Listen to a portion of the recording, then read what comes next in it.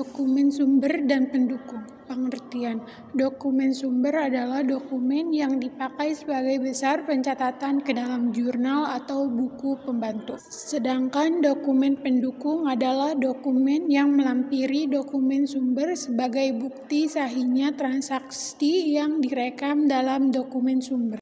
Dokumen sumber ialah faktur penjualan tunai, dan momo kredit. Dokumen pendukung ialah surat order pengiriman, laporan pengiriman barang, surat muat, dan laporan penerimaan barang. Contoh-contoh dokumen sumber dan pendukung. Contoh dokumen sumber yang paling banyak digunakan adalah cek, faktur, tanda terima, memo kredit, dan slip setoran. Contoh dokumen pendukung adalah kwitansi, nota, daftar gaji karyawan, laporan pengiriman barang, dan surat muat. Jurnal umum. Jurnal umum merupakan sebuah jurnal yang tidak dapat dicatat dalam jurnal khusus.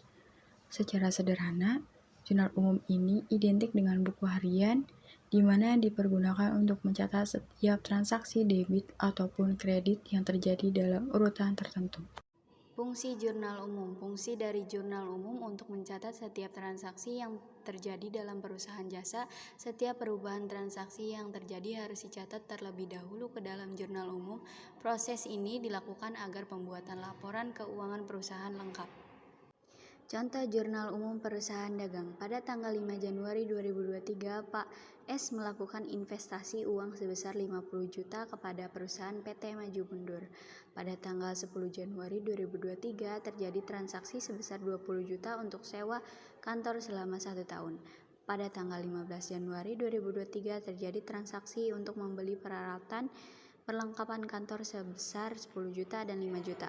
Pada tanggal 20 Januari 2023, P. Aman Abadi menerima pendapatan dari penjualan tunai sebesar 10 juta. Pada tanggal 25 Januari 2023, terjadi transaksi yang diperuntukkan untuk gaji karyawan di bulan Januari sebesar 20 juta.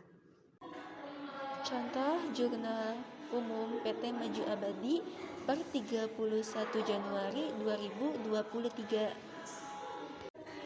Contoh jurnal umum perusahaan jasa Sipi Kemilau Sinar untuk yang berakhir periode 31 Maret tahun 2020.